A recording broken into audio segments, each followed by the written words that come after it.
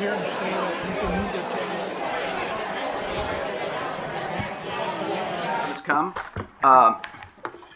I want to note that we have Commissioner Chang hooked up by audio feed.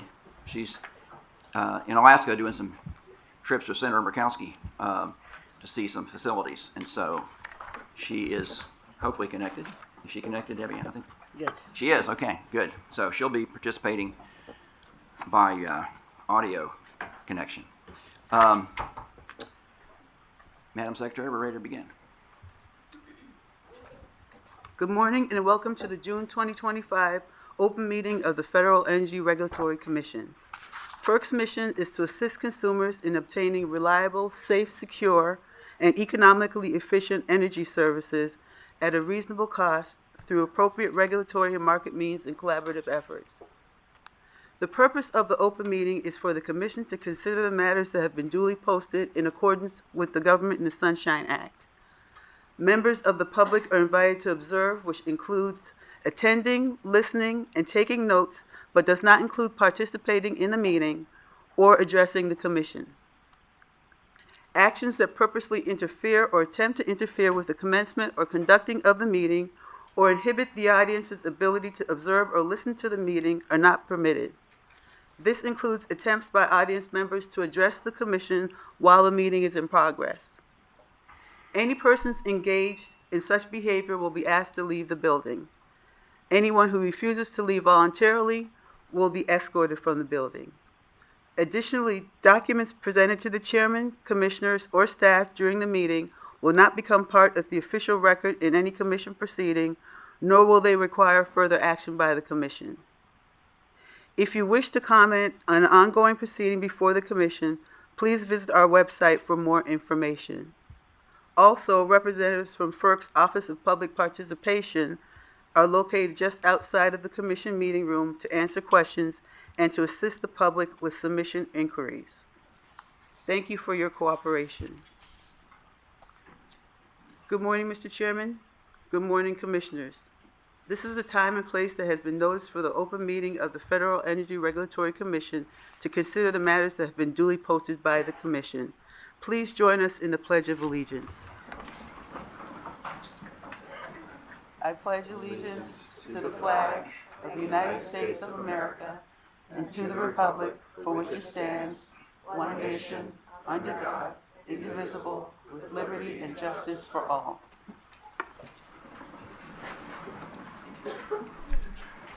Commissioners, since the May 15, 2025 open meeting, the Commission has issued 93 notational orders.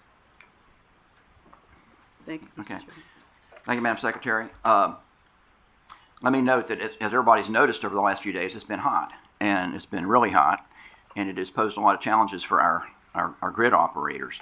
I'll give you some good news. I checked weather reports this morning. First of all, the 95 corridor from Boston to Richmond, substantially cooler today.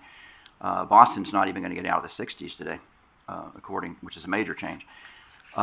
MISO, I checked Cleveland, Detroit, cooler temperatures in MISO, checked Atlanta, cooler temperatures in Atlanta. So it looks like the worst of the so-called heat dome is diminishing. And I want to note, by all reports, and we've obviously been watching this very closely, it looks like we got through all our systems in the eastern U.S., it's largely an eastern U.S. event. It looks like all our grid operators got through this challenge without any major load sheds or rolling outages. And I want to compliment the system operators for managing through a very challenging, very, very challenging weather event. No reports of major load sheds or outages. There were some storms that went through Georgia, Alabama, and South Carolina last night, caused some outages, but those were the typical storm damage to distribution grids. They were not resource issues. And I also checked poweroutage.us, good little website. I do not have stock in it, but I recommend it. It tells you in real time, in very granular, like down to the grid square, outages. And it looks like most of the outages in Georgia, Alabama, and South Carolina have been restored. So I just wanted to note that our grid operators, both RTO and non-RTO, did a pretty amazing job managing through this very challenging event. All the systems were tight. All the systems were tight, and very tight in some cases. And you know, I've been watching it like so many, you know, throughout this whole past 4 days, and I just want to note and recognize our grid operators for the good job they did managing through this. I think one big lesson from this week is this is why we had our Resource Adequacy Task Force, Resource Adequacy Tech Conference earlier this month. All these grid operators were tight. What that means is they were running all their resources flat out. They were bringing generators off of maintenance out. It was pedal to the metal, and they were still tight. Nobody went over the edge, but it's a lesson which we highlighted in our technical conference on resource adequacy. Is the great challenge of our age is we have to have sufficient generating resources to meet weather events like this. And this week we did, but the issues that we raised in our tech conference, I think, are exactly the issues that have to be dealt with as we continue to see load increases from data centers and other. So it was tight everywhere this week, and yet they managed through it. But we have got to continue focusing on resource adequacy. Moving on, I have some recognitions I want to make. First of all, speaking of grid operators who do a great job, I want to recognize Gordon Van Welle, who announced this week that Gordon is retiring from ISO New England. Gordon epitomizes, I think, professionalism and competence, and this very week shows why you got to have some pretty competent people running these systems. And Gordon obviously epitomizes that, because ISO New England faced the same challenges that all the other system operators faced, which was trying to keep the lights on through very, very tight conditions. So Gordon's retiring, and I wish him the best, and Gordon's been great to work with, and Gordon's been somebody that I've always respected, because he's somebody who basically tells it straight, and that's what I respect. And so the people of New England are having a big loss. I mean, his name ID, as they say in politics, is probably not very high in New England until something bad happens, but he is essential to quality of life in New England because he kept the lights on. I also want to recognize his successor, who I know also is Dr. Vamsi Chadha-Lavada. And Vamsi, I've enjoyed working with him, and I think ISO New England board put their trust in him, and I wish Vamsi the best there. I want to recognize we have 3 visitors from Japan, the Japan Electric Power Information Center. I want to recognize them if they'd stand up, our 3 Japanese visitors. Yeah, you can stand up. Thank you.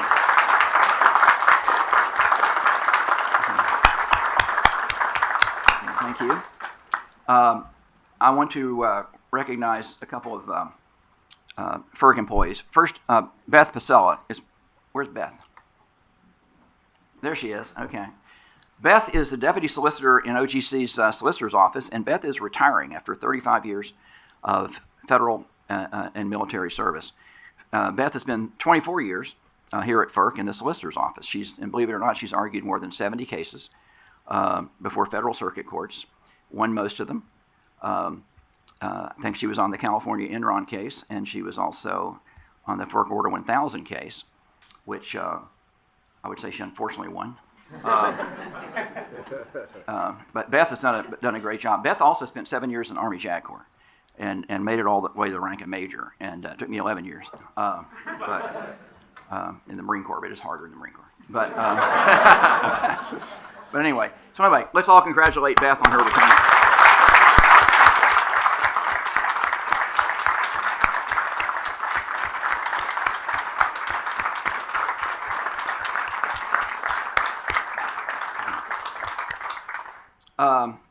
And lastly, this is a sad recognition. Rob Hudson was a dedicated member of the Office of Enforcement's Division of Audits and Accounting for more than 10 years. And Rob, unfortunately and unexpectedly, passed away last month. His OE colleagues remember him for his positive energy, kind presence, and valued perspective. And all of his OE colleagues miss him and will continue to miss him. So let's have a moment of silence for Rob Hudson.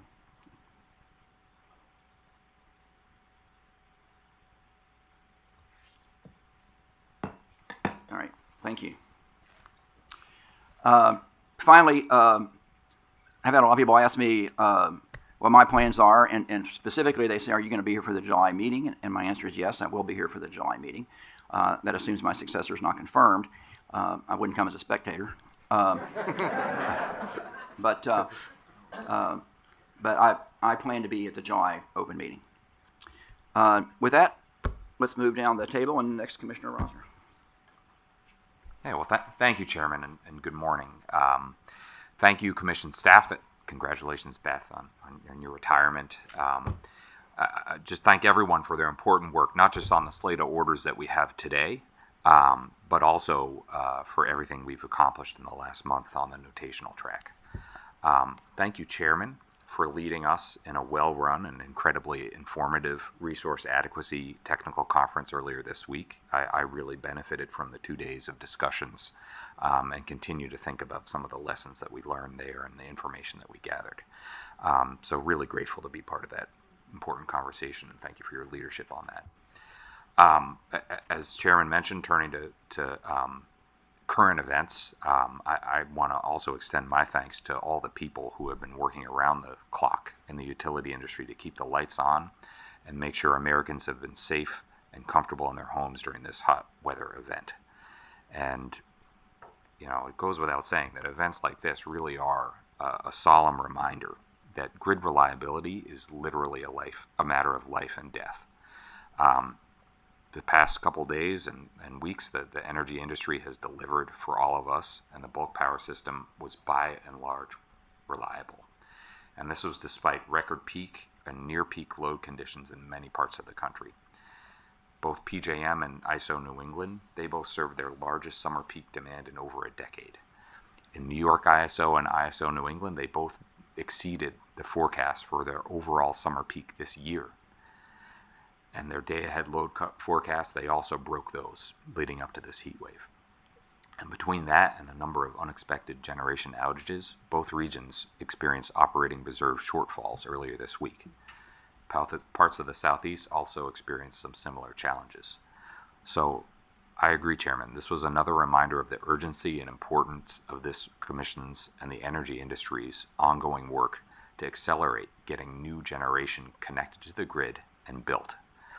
Developing, implementing NERC reliability standards that meet the moment that we're in and serve the grid that we have, and also doing things that are boring good, like improving load forecasting, getting our market signals right, and more. All of this will make sure that we have a diverse, reliable grid that will serve us in the years to come. Today, excited to be a broken record on two of the items on our agenda.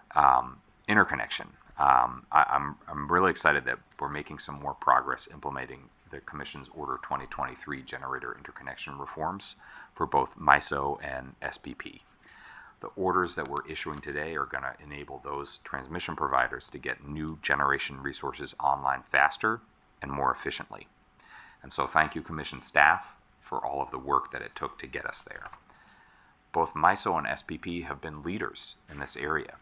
They were among the first in the country to unlock the efficiency of cluster studies many years ago, and this is one of the bedrock reforms in Order 2023 that we're carrying over to many other parts of the country. I also want to highlight that MISO and SPP have been leading more recently by implementing automation for their clustered interconnection studies. They already have some early results of success, and I believe that this practice will also further advance Order 2023's objectives and facilitate faster interconnection of new resources to the grid. These queue reforms, coupled with the prospect of automation solutions of many kinds, will have a major impact on our country's ability to bring new generation of all types online quickly and efficiently. Moving this interconnection process faster is the only way we're going to successfully meet growing demand and unlock the significant economic benefits that come hand in hand with that, while still keeping power reliable and prices affordable. Another item I want to highlight briefly here is item C1, which is the Texas Connector Order. This order approves an uncontested amendment to an existing commission certificate to allow Texas Connector, a Sempra subsidiary, to accommodate several landholder requests, including creating some more space between the project and newly built homes, and also avoiding areas of historical significance to one landowner. This is an example where developers and community members collaborate successfully on projects like this. They set a foundation for a productive relation for the life of the project, and usually ensure that it can get permitted and constructed more rapidly. I encourage other developers to emulate this example of success. Finally, I'm also excited to work through NERC's new internal network security monitoring standards that are on the agenda today.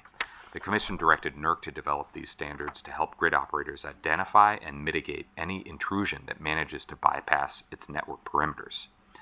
The reality here is that our nation and our infrastructure face serious and evolving threats, and I'm very confident that NERC's ongoing work on cybersecurity standards will help reinforce the defenses protecting our grid. But we also need to keep an eye on the horizon, because this is a constantly evolving area, and I look forward to working with NERC and industry partners to do that. And on a final note on personnel and within my office, I'd like to welcome Pericles Andon, right here. He's new to my office, but not to the Commission. He comes to us from the Office of Administrative Law Judges, where he was interning over the last year, and he's a rising third-year law student at George Washington University Law School. Thank you, Perry, and look forward to getting you integrated into the office and doing lots of work. So that's it for me today. Back to you, Chairman. Back to Commissioner C.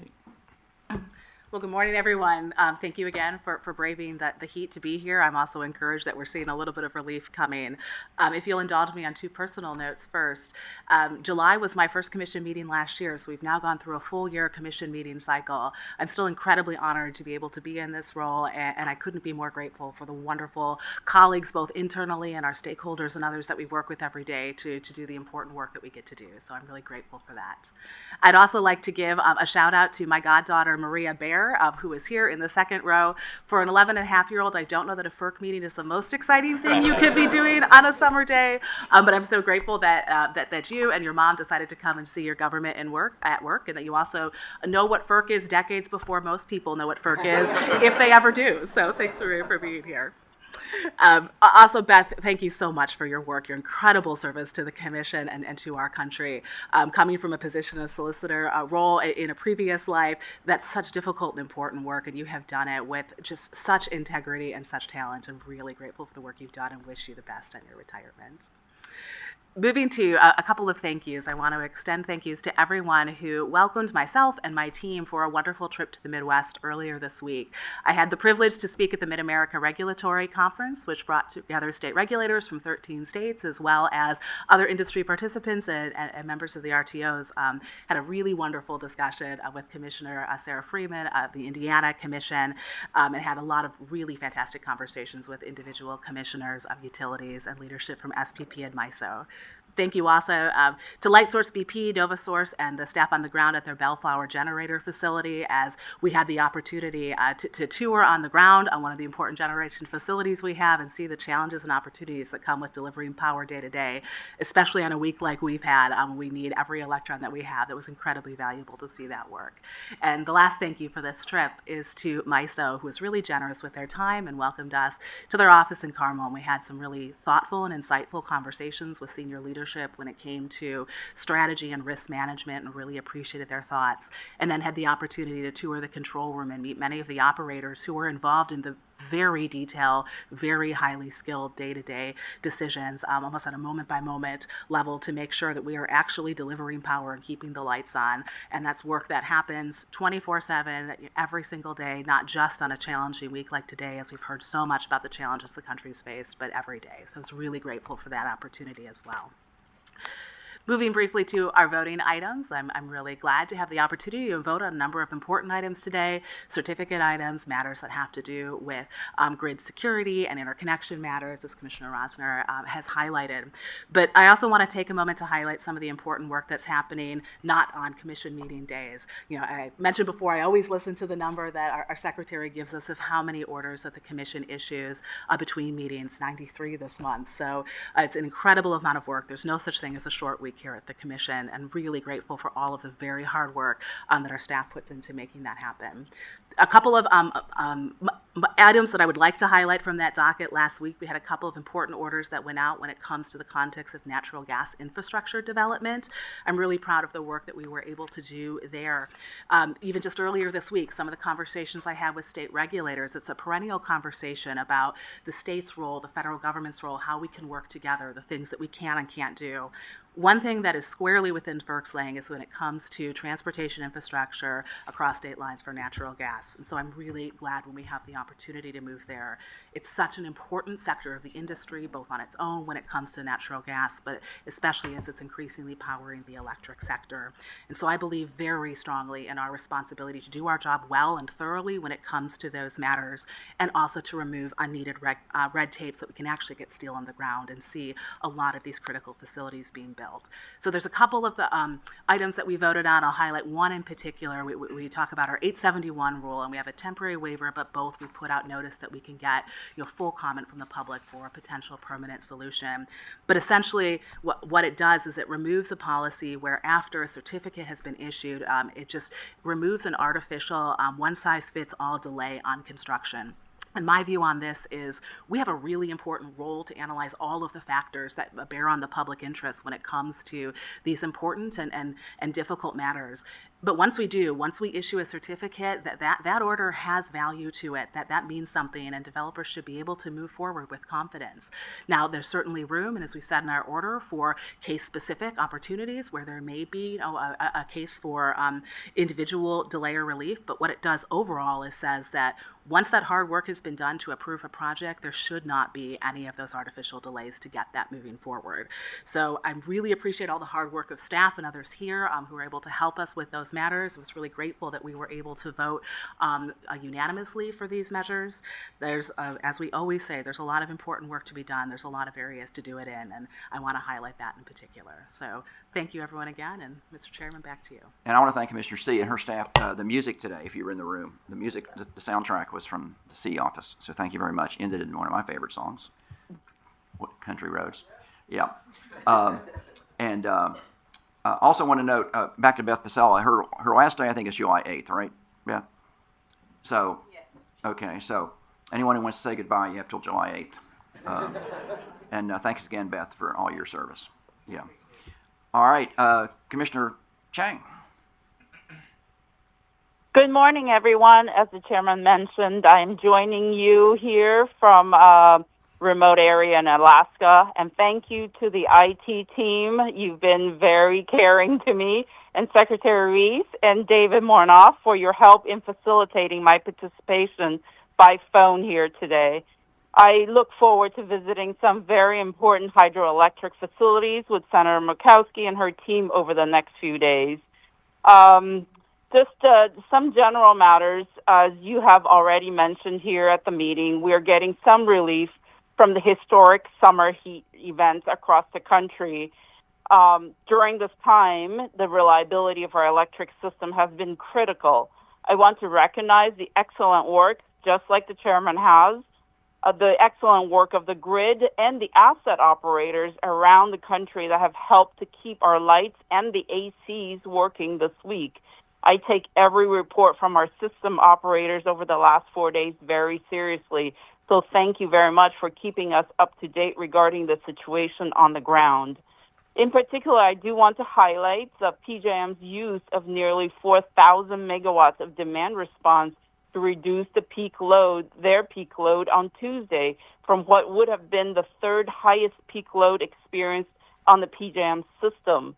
I see load flexibility as a key tool for grid operators to meet the challenges that we face, and I commend PJM for the successful use of demand response during this system strain. I know we've worked for years and years in getting the signals right, the market signals right, the pricing right on demand response, and of course all the market rules around demand response. So I'm happy to see that they successfully had contributed to the reliability of our system. I also want to applaud all the resource owners who responded to keep the system reliable. I also want to send a thank you to the staff that put together a very successful technical conference on resource adequacy earlier this month, and to all the panelists for their insights. The discussion was very informative. I also want to thank NERC for allowing me, right after the technical conference on resource adequacy, allowing me and my the members of my team to participate in the workshop that NERC facilitated earlier this month on the effective load carrying capability analyses that all operators across the country must analyze. I look forward to seeing the results from the workshop. I, too, want to congratulate Gordon Van Willy on a long and great career. Thank you for everything that you have done for New England and for the country. You've been amazing to watch from various different sides of this industry. So really very much congratulate you on a great long career. I also want to congratulate Dr. Vamsey, who I've known for a long time. Dr. Shadalavada has been recognized by many in the industry as a top leader in the power sector, and I'm glad that he's recognized by the ISO's board for his own amazing career and being ready to take the baton from Gordon. That's all for me. Thank you. Back to you, Chairman. All right, thank you, Commissioner Chang. Madam Secretary, we're ready to vote. Since the issuance of the Sunshine Act notice on June 18, 2025, E5 and E6 have been stricken from this morning's agenda. Your consent agenda for this morning is as follows. Electric items E1, E2, E4, E7, E8, E9, E10, E11, E12, and E13. Hydro items H1 and H2. Certificate items C1, C2, and C3. Commissioner C is not participating in E9 on today's agenda. And Commissioner Chang is not participating in E1, E4, E7, and E11 on today's agenda. As to E7, Chairman Christie is concurring with the separate statement. We will now take a vote on this morning's consent agenda. The vote begins with Commissioner Chang. Noting that I am not participating in items E1, E4, E7, and E11, I vote aye. Commissioner C. Noting again, I'm not participating in E9. I vote aye on the rest. Commissioner Rosner. I vote aye. And Chairman Christie. Noting my separate statement in E7, I vote aye. Today's discussion and presentation item is item A3, the Iberian Peninsula Blackout Update. There will be a presentation by Mark Lauby from the North American Electric Reliability Corporation. There will be a PowerPoint presentation for this item. You may begin. We're hot? Great, thank you. Good morning. Good morning, Mr. Chairman, Commissioners. Thank you for inviting me here to discuss the April 28th, 2025 Iberian Peninsula Blackout. In addition, a special thank you to the Office of Electricity. NERC and OER are working well together on all sorts of reliability items, including modernizing our standards and processes and other risk to reliability, or even this events like today. So thank you to them as well. Before I get started, I wanted to take a step back and give some perspective here throughout NERC's existence. And in fact, the reason we were formed was to work to reduce the chance of blackouts, the risks to blackouts. Further, NERC follows system events and their causes throughout the world and shares experiences and lessons learned from them. Just to start, I want to be clear that this is not simply a resources fault, right? It's that people like to point fingers at resources. Rather, it's an engineering and operational challenge that must be addressed to ensure system conditions are understood and precautions are taken to be ready for system events. The initial thoughts were that this event was maybe driven by reduced inertia or frequency ride-through, but it's become clear from the Spanish reports anyway that the challenge was the ability to manage the grid's static and dynamic voltage. The information we have available for this presentation comes from those reports. However, there's also another independent report that's being put together by the European Network of Transmission System Operators for Electricity, or ENSOE, as they focus on the Continental Inter-European Synchronous Area, or CESA, that whole perspective, and that's due in September, so we'll wait for that report to gain any kind of insights. Next slide, please. Just give an overview of what we're looking at here. And so it's got four interconnections: Ireland, the UK, Nordic, and CESA, which is basically from Tunisia to Turkey. And they just recently added the Baltic states. There are 43 transmission service operators serving 36 countries and 500 million people. 400 million are in the continent. The system has 1 terawatts in net generation, about 2/3 on the continent. They have about 300,000 miles and of transmission, 160 in CESA. And of course, that's 500,000 like that in the United States. But they're all interconnected by DC, either underwater DC or across the interconnections. Next slide, please. While Portugal and Spain make up the Iberian Peninsula, obviously we're going to focus today on Spain. They have 120 gigawatts of installed capacity. That includes hydro. Their generation portfolio also has 66% renewable there. They also have about 8 gigawatts of rooftops, so we're talking about 50% of their generation is IBR, which is inverter-based resource. Next slide, please. Before the start of the event, it was a spring cool day. Spain was running about 2/3 from wind and solar, 10% from nuclear, 10% from hydro, and then the rest was, combined cycle and cogens. Total load was 27 gigawatts, including 1 gigawatt of export to France, 2.8 gigawatts to Portugal, and 800 megawatts to Morocco. Next slide, please. On April 28th, a series of events led to the Iberian Peninsula system blacking out at 12:33. The Portugal transmission system restored in 12 hours. Spain's transmission system restored in 16 hours. And a small part of southern France was also impacted, bordering Spain. Next slide, please. Since the morning of the day of the event, the system was experiencing voltage fluctuations. There were 3 minor incidents of inter-area oscillations. Now, it's always hard to explain what inter-area oscillation is, but basically you're kind of ringing into a system condition that impacts small changes on one part of the system impacts the other part of the system, and it's a natural frequency. You can think of it as maybe even a musical instrument sometimes, or you hit a certain note and you also get a vibration of another note. Half an hour before the blackout, there were 2 significant oscillations causing the decrease in average voltage. The first one was a locally forced oscillation, is what the Spanish report said. There's still more to learn there. The second was the inter-area oscillation, which kind of rings between Turkey all the way across the continent. Similar inter-area oscillations have been occurred since 2016, 2022, 2025, but they didn't end up with a blackout. In response to these oscillations, the operators activated mitigation measures. 12:22, voltage levels began to rise. 10 minutes later, the first generation loss occurred. In the next 20 seconds, an additional 1.5 gigawatts was lost, involving a variety of different types of resources. The Spanish and Portuguese systems then collapsed within 27 seconds from the loss of the first generation. So it's really very quick and not much operators could do. Next slide, please. Here you can see a little bit more about frequency. You'll see basically the Denmark, which is the orange line. Then you see the Spanish system as units get dropped. So as you would expect, when you lose a unit, the frequency goes down. And you lose another unit, frequency goes down. And then, of course, finally, they lost frequency and had to split from the system. Next slide, please. This is kind of a visual of how things went.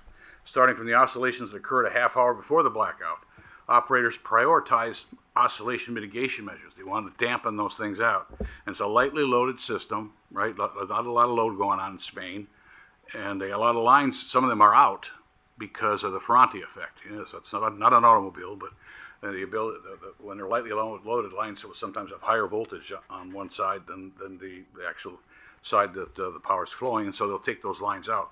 Well, they started adding those lines back in to make the system stronger, to basically dampen out these oscillations. They switched off some shunt reactors. They reduced their export to France. These actions also caused voltage to increase. Further generators that were to absorb reactive power did not do so. I'm not sure why.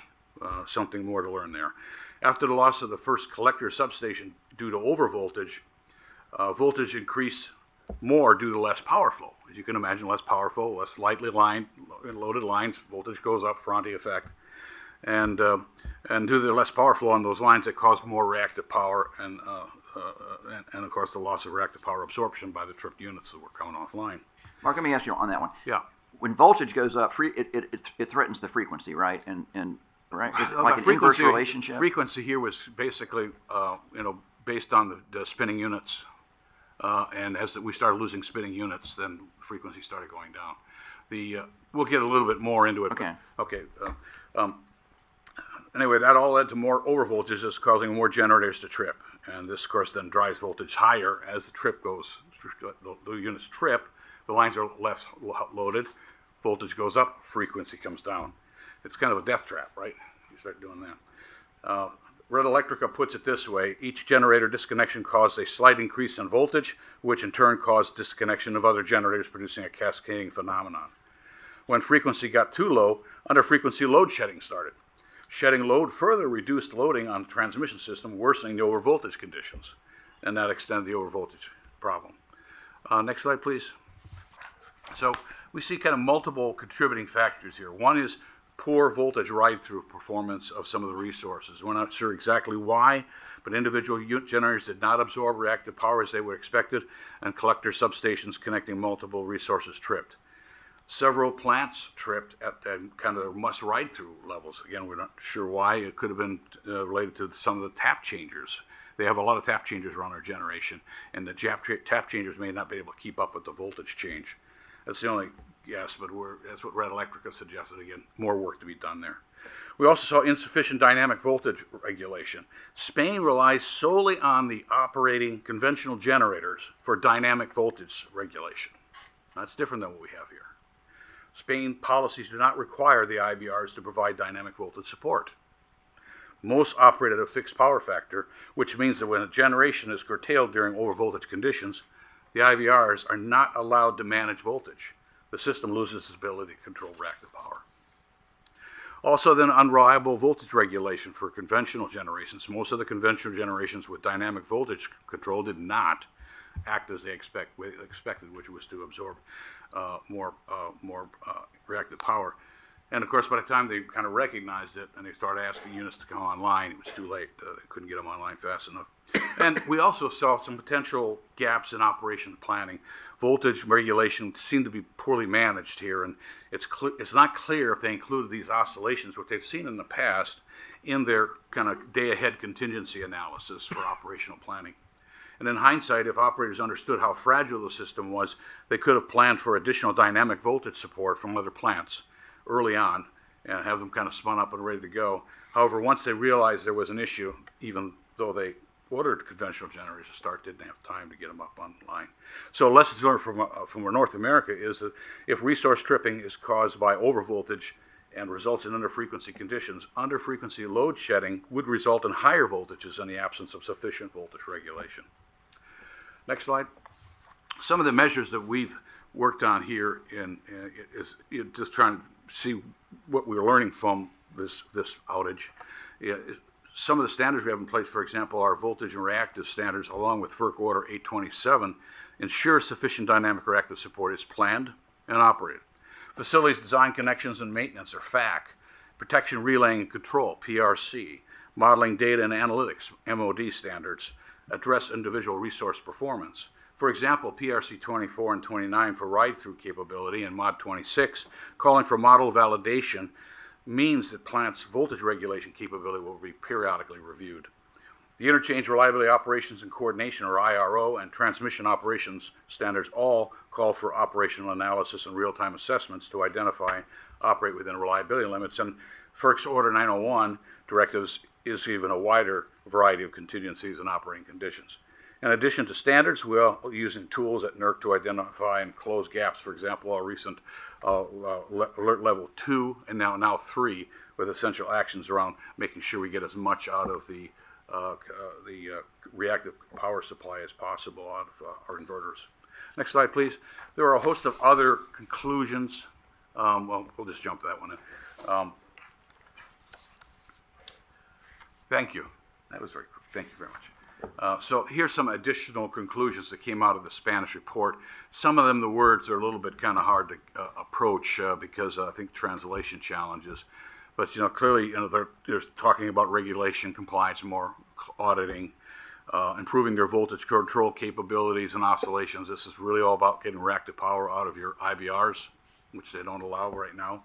Increasing the interconnection with the European system. I don't know if that's the right answer. I haven't done the analysis, but we're talking about 3 gigawatts more that they're planning with France. Review the services. I think that's ancillary services is our guess. So I don't want to get too deep into it, but I think that's what they meant. Of course, updating their restoration procedures, analyzing operating procedures, boosting demand. This is the whole idea of getting more demand so they're not as lightly loaded, right? Than reindustrialization, electrification, electric transportation, et cetera. Let me ask you about that, 'cause I saw that. I'm like, well, gee, they want more data centers, or they want some buyers? I don't know. Yeah, I can't read into their mind, but I think when you're getting reports from regulators and political organizations, some they may have other agendas, but yeah, certainly they feel that they were lightly loaded, and obviously if they had more load, then this Ferranti effect would be easier to manage. And increased strength and flexibility. I think that's a little bit more around batteries and maybe synchronous condensers. I don't know if you think about how many batteries they have in California and synchronous condensers to manage voltage. Next slide, please. Looking at the most notable recommendations in the Red Electrica report, it appears that we're on the right track. There's recommendations to mandate all generating units capable of voltage regulation to perform such control. We already do that today. They call for the review of overvoltage protection settings. Recent NERC alerts have recommended essential actions to review all protection settings to maximize ride-through capability and reduce unexpected tripping. Findings from our level 2 alert were in the essential actions of level 3 that we recently released. When it comes to voltage control resources, we already use a wide variety of resources and different technologies, both electronic-based, like for example, tens of gigawatts of utility scale batteries installed that can provide voltage and frequency, especially if we start putting grid forming inverters. California's got 10 gigs, 5 gigs in Texas. In perspective, Spain has 100 megawatts of battery. They have quite a bit of hydro, but I don't think that helped them this time. And they also recognize the need for better monitoring capabilities, which we've addressed through our PRC 28. Next slide, please. Last but not least, we want to highlight again the 901 activities that are very important to us, and we're working stridently to meet the deadlines, which I think are definitely on the right track around improving our modeling. You can't model it, you can't study it, you don't know where you're going. And so it helps us a great deal. And one of NERC's work plan priorities is to develop a comprehensive framework on risk. So next slide, please. Yeah, thank you. Appreciate your attention and look forward to any kind of observations that you have. Can you go back to slide 11? You skipped over that, and that was the post-event recommendations. I'd like you to go back to slide 11 and work down that, because that's one of the things I want to hear about is your recommendations in detail here. Yeah. So as it points out here, we already do this mandating generating units. They all have AVRs, so we have an ability to control voltages. As I mentioned before, the level 2 and 3 alerts really set us on a good position with existing inverters, right? And making sure we maximize the amount of VAR capability, voltage control capability, and reduce the unintended potential for tripping. Synchronous condensers and static VAR compensators are already levers in North America, bulk power system, and 28 helps us with the disturbance monitoring. So I may whip through that a little bit quickly in my remarks. But well, that's important. Can you also talk about, tell us about each one of these. You have 4 recommendations here.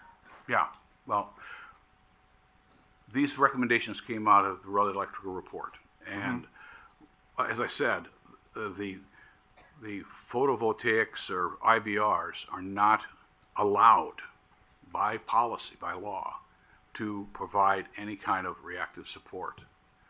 The reason that they give in there, though, again, I haven't done the studies, is they wanted to manage this kind of price chasing that might occur with photovoltaics on their system, and they're dispersed across the system, and it's hard to manage stability of the grid.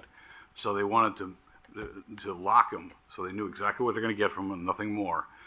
While in this country, our standards say you have to have an AVR, you have to provide voltage support. So our photovoltaics, our IBRs, as well as your conventional generators, support voltage and voltage management.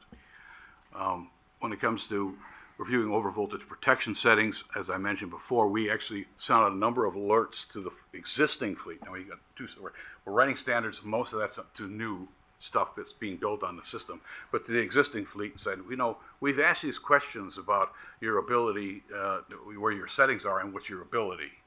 And there's a big gap here. And so that's why our Essential Action Alert 3 said, go and make sure you maximize the amount of voltage support you can provide, and also look for, also either around frequency support too, when they can. They generally can't support frequency, but anyway, voltage support and not trip when unexpectedly. Enhancing our voltage control resources, again, as I said, because of NERC standards, and I think best practices, you see a lot of use in those areas that are heavy with IBRs with things like battery storage to help regulate voltage because, again, even though you're getting some from your photovoltaics, you may need more. Also, you're coupling that maybe with your existing combustion turbine fleet too, because they got to provide frequency as well as voltage support. Mm-hmm. But again, it's managed well because of the mandates of some of the standards. And then just the idea of being able to monitor what's going on the system a little bit better, especially after events. So we've got the PRC 28 standard in place. And you all, Merck, have been working on enhanced standards for ride-through capability, correct? Yes. I mean, you've been working. Can you tell us about that? Well, of course, this is part of this has been kind of the work that addresses 901. The directives that were sent over by FERC. But before that, we also at NERC, through the Reliability Steering Committee, Reliability and Security Technical Committee, have developed a number of guidelines around making sure that you set your controls on inverters so that you can maximize the amount of support, but also not to spuriously trip.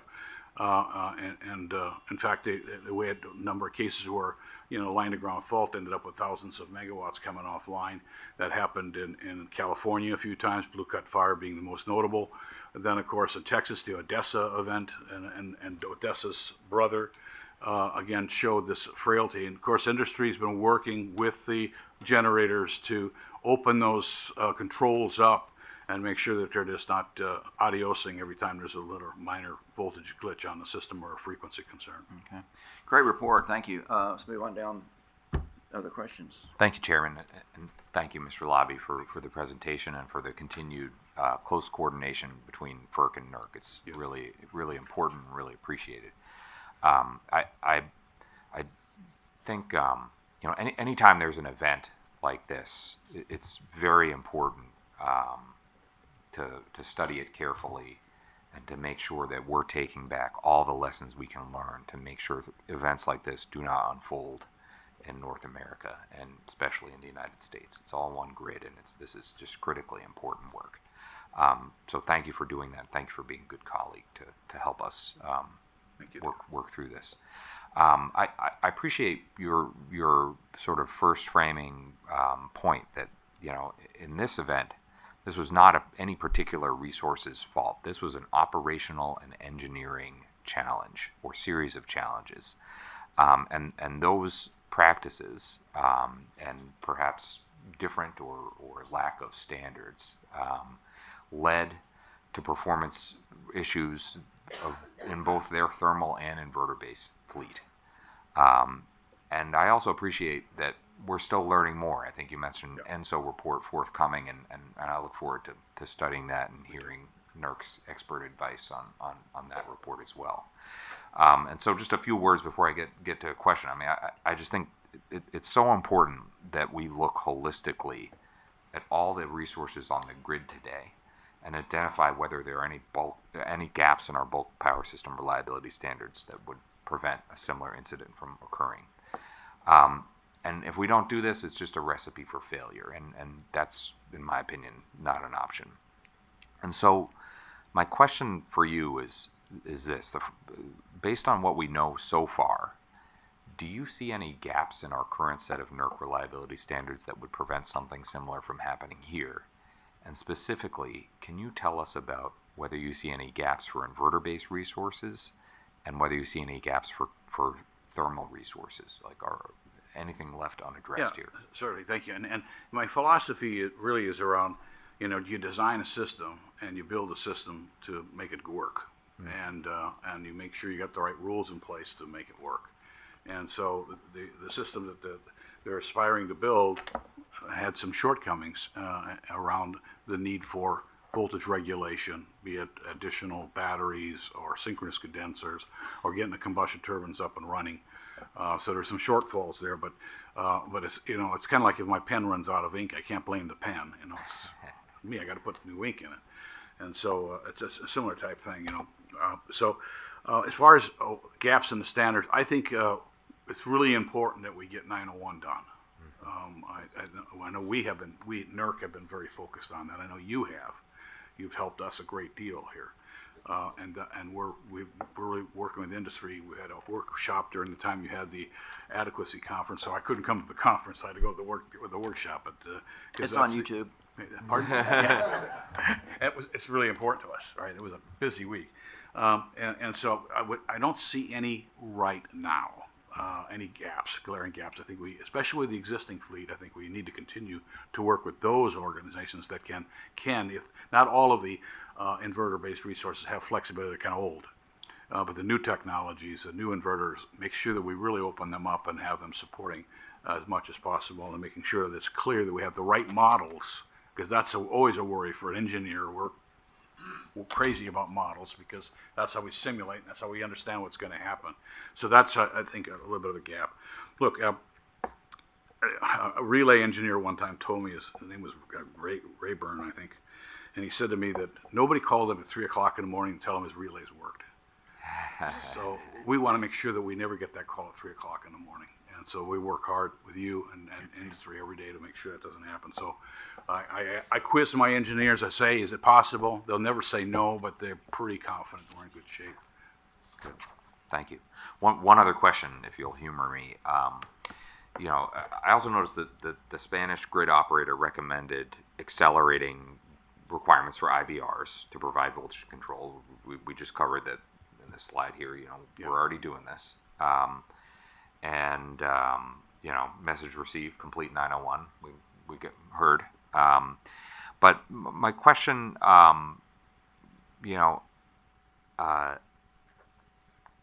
think, first an observation, excuse me. I think it seems to me like the commission working with NERC back in 2016 was really prescient to think about requiring these inverter-based resources to provide that service back in 2016, almost 10 years ago. And so with the question is this, with an eye to the horizon, would you recommend that we keep that good track record of solving problems before they become acute and start exploring the concept, I think you mentioned this term earlier, this IBR grid forming capability? Is that something that would be constructive? Yeah, I never want to be looking in my rearview mirror and trying to drive the car, right? That's the old adage, and we want to make sure that we're staying in front of it. Nobody's ever going to call you at 3 o'clock in the morning and say, good job, either, unfortunately. But I can do that. I got a story I got to tell about a 3 a.m. call, and I will tell Okay. it. Because you've said it twice now. Yeah. So now I'm going to tell that story. Mark would like a 3 a.m. call. I think as we start retiring the older fleet, I think we're going to still need to have, a suitable fleet of combustion turbines, or what do you want to call them, gas-fired units to provide frequency support and inertia, and we'll continue to need to measure what it is. We do that now with our NERC standards. We measure frequency response, BAL standards. We send that report into OER. They review it with us every year, see how things are going and getting better or worse. So continue to monitor that. But to your point, because voltage, especially, is a localized phenomenon, and the need for frequency can be exacerbated when you don't have spinning units that may be some distance away. I think grid-forming inverters help a great deal. I think they also help what we call stiffen the system, which kind of slows the impacts of disturbances on the system. Unfortunately, I think of it mathematically, and it's just very confusing about a Jacobian and all that, so we won't go there. But it helps stiffen the system. So yes, one of the recommendations that we had in one of our guidelines was that every battery storage should have grid-forming inverters going forward. The challenge is to be able to make sure that you can manage the controls so they don't fight each other. They actually unify and provide a consistent frequency. The beauty of the interconnections is it's all the same frequency. We can take power from one part of the of the interconnection, send it to the other. You don't have to worry about localized events because you've got enough oomph in the whole interconnection to help set off those challenges. There's a risk. What happens to your neighbor impacts you, and that's why NERC's here, and that's why we work with you on standards. Terrific, thank you. Well, I look forward to working with NERC on that. Those are my questions. I think you mentioned this ENSO report is coming in September? Yeah. So I look forward to being in touch. That's what Bruno told me, so I'll even mention by name. I'll put him on the spot. Well, look forward to being in touch and continue the collaboration to learn all we can from this incident as we get that additional report. Thank you. The 3 a.m. call, go back to you, Chairman. All right, you said it twice. So a former mayor of Richmond told me this story. So it's hearsay, but it's probably true. But it was Tom Biley who went on to be chair of House Energy Committee. Some of you maybe have dealt with him. But when he was mayor of Richmond, he told this story about how his phone number was his residential phone number was in the phone book. That's back when there was such a thing as a phone book. I remember those. Back in the days when there was such a thing as a newspaper. But Tom Biley got a call at 3 a.m. from a person who identified himself as a constituent, a citizen of Richmond. He said, "There's a pothole in front of my house. I called Public Works yesterday. They still haven't filled it." So Tom Biley took his name and number, so I'll take care of it. Next morning, he calls Public Works, first thing, says, "Get out there and fix the damn pothole." And gives them the address. So they did. So that night, he waited till 3 a.m. He called this citizen and said, and when he answered the phone at 3 a.m., half asleep, Biley says, "How you like that pothole now?" And he still kept getting reelected. I love that story. So, I might use that. Yeah, no, true story. At least true as told to me. But anyway, all right, Commissioner C. Mark, thank you so much. Really appreciate this and really appreciate the analysis. I learn so much whenever you present to us. We talk, and rightly so, about how important resource adequacy is when it comes to having resources to meet our energy needs, but grid stability is key, and we cannot have one without the other. That's the second part of the equation, right? Absolutely, Yeah, absolutely. Yeah. And the characteristics of resources coming on and off the grid inform that so much, so really appreciate your expertise in helping us with that. My questions have already been covered. I'm interested, I think, the same thing we all are, and what do we need to learn, what do we need to be doing? But I will note I'm really grateful for the advanced planning that NERC and so many others are doing in this space. When we talk about needing all available tools, we talk about we mean being able to use them responsibly, and this sort of analysis, thinking ahead and after event assessments are really critical to that. So thank you.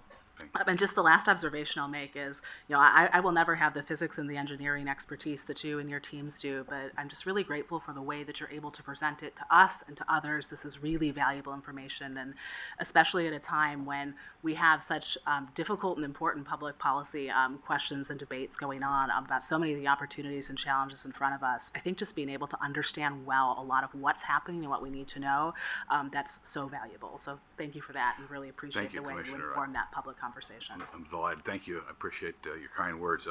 It is a complicated system, but in the end, it's like you say, it's two bits of an equation. Yeah. Do I have enough energy, and what's the operational reliability, right? And Absolutely. so we got to manage both of those pieces of the equation. Right. Well, thank you again. That's it for me. Commissioner Chang, you have any questions? Yes, thank you. Thank you, Mr. Lauby, for your presentation and the slides ahead of time. I do have several questions, but I want to first say, as Commissioner C said, your work and all of the work that NERC does is super important, and this just shows how important that is. We forget sometimes that the world has its eyes on the U.S. for technological innovation and advancement. And this is true for all of your hard work on setting grid standards. So let's continue to lead in this area.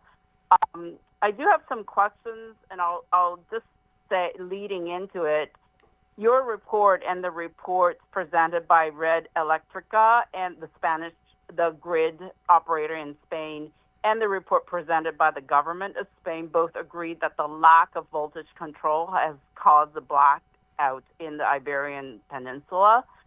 The report also states that some of the synchronous generators that Red Electrica called on to respond to the voltage conditions were not able to respond, at least not respond correctly. So I'm trying to understand, are you, and I've been listening closely to what you're saying, are you thinking of this as an operational procedures and a situation awareness issue, such as modeling and control room capabilities, as you described, or sort of resource into that resources failing to respond? And since I'm on the phone, I'm going to just send you the questions all together and then listen to your response if you don't mind. So that's my first question. My second question is, I'm interested very much in the fact that you are reflecting that we have here in the U.S., we have or are working hard on reliability standards that should protect against this type of this lack of response from voltage control perspective. And we are already doing, on your slide 11, in fact, it shows we are already doing what have been recommended after the fact, after the Spanish events. So while we always want to learn lessons from others, are you feeling like we are better prepared for managing voltage excursions like what has happened in Spain? Okay, so that's my second question. And then the other thing is, you mentioned several times that only conventional synchronous resources are required to provide reactive power and provide dynamic voltage control, whereas in the U.S. we require all resources to regulate voltage, including renewable energy resources and batteries and other inverter-based resources, which can respond quite quickly. From what you said, I expect that the availability of these availability of more types of resources that can help regulate voltage would really help us meet these kind of challenges. And is that the case? And then one last thing before I let you respond to all of that is that I noticed that in your presentation, or maybe reading other reports, that several generators tripped at the same time, either through their reliance on a single transformer or some other impact. So I'm just wondering, have we also corrected or have we also set standards to make sure, or is this just not a practice in the U.S. to have several separate generators behind the same transformer, such that we are actually less likely to see a similar situation here in the U.S.? So those are all my questions. Thank you, and thank you for all the work you do. Well, thank you for that. And I'll try to go through those questions. If I miss something, please let me know. Around the generation responding, there were two bits there. One was the desire to have more generators come online, the operators, after they saw where they were at. They ordered them to come online, but there wasn't enough time before the event occurred. But as far as responding correctly, I think that's still something we need to study. I hate to speculate. My sense is when I read the report, there was a lot of discussion around tap changers. And as I mentioned before, tap changers take time to regulate the voltage. And if the voltage is changing quickly, they may not be able to keep up. And that, of course, may have exacerbated the problem. To get to your last question around that kind of issue, we don't have as many tap changers around our generators like they may have in Spain. But again, that's, I want to say that may be a bit speculative, and I want to make sure we do our homework on that, and I think Enzo will probably answer that question better. But I do feel we are better prepared to manage these voltage excursions because of our rules around IBRs and their ability to support voltage. They have AVRs on them. The amount of battery storage that is being coupled, especially in California, a large growth in Texas, again, to be able to manage and regulate the system. Can more batteries help to meet the challenge?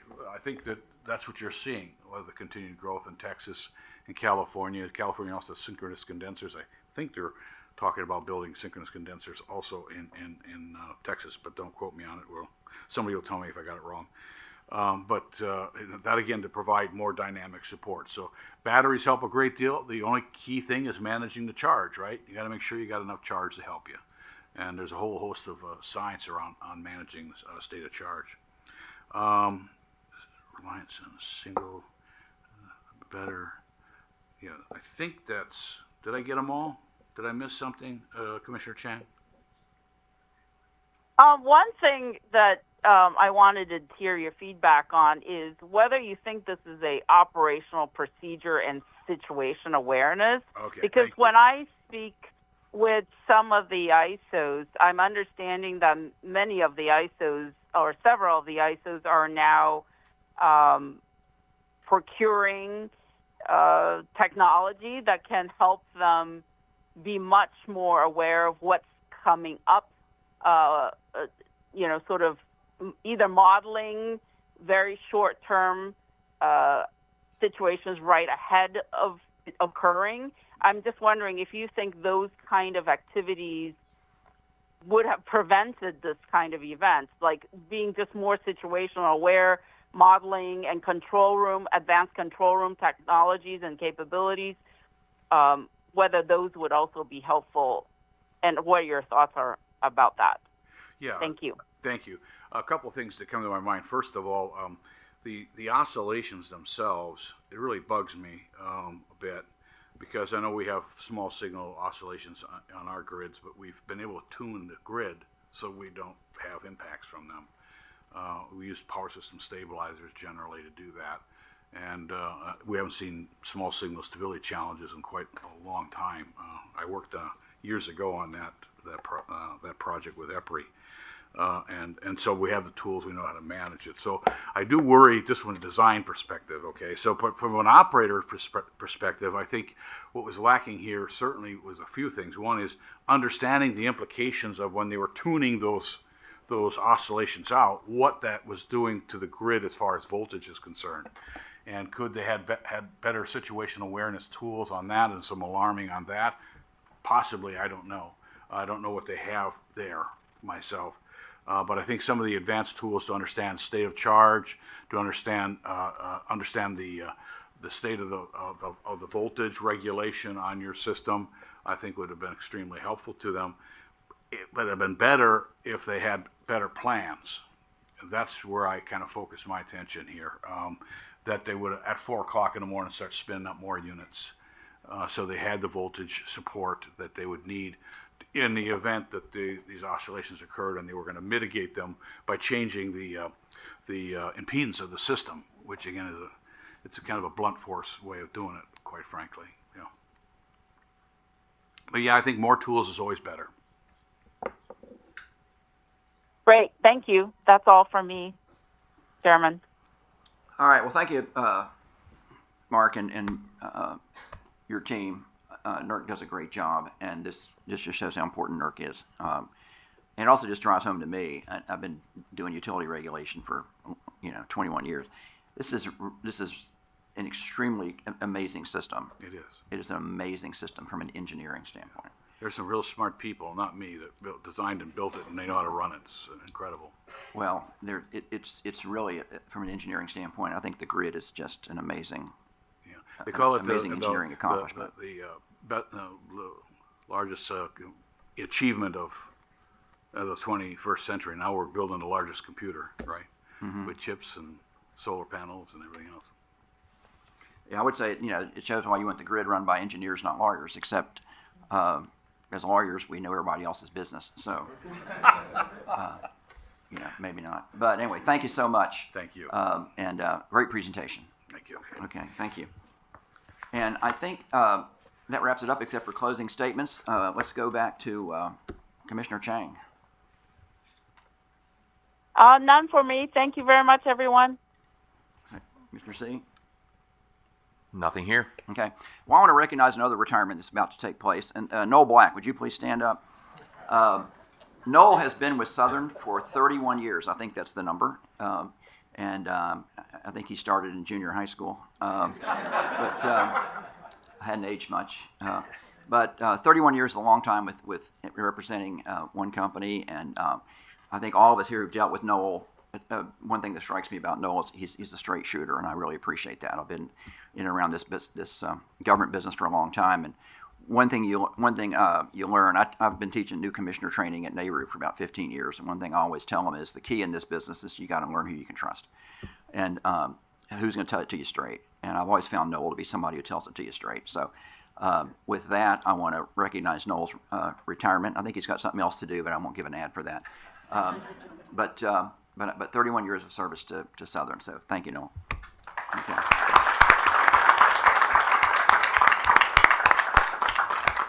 All right, that's all, folks.